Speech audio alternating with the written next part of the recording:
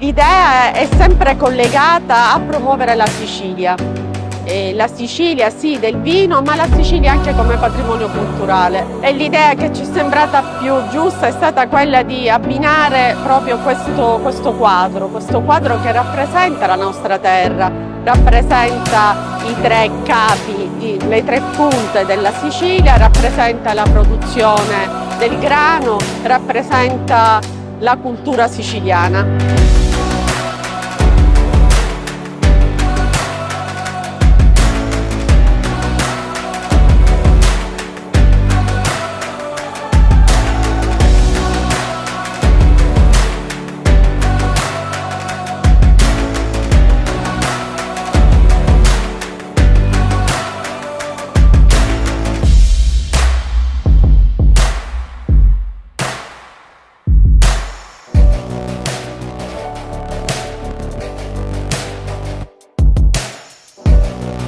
Il pittore Patti ha ideato quest'opera d'arte. Uniamo storia, uniamo cultura, uniamo cibo e uniamo vino.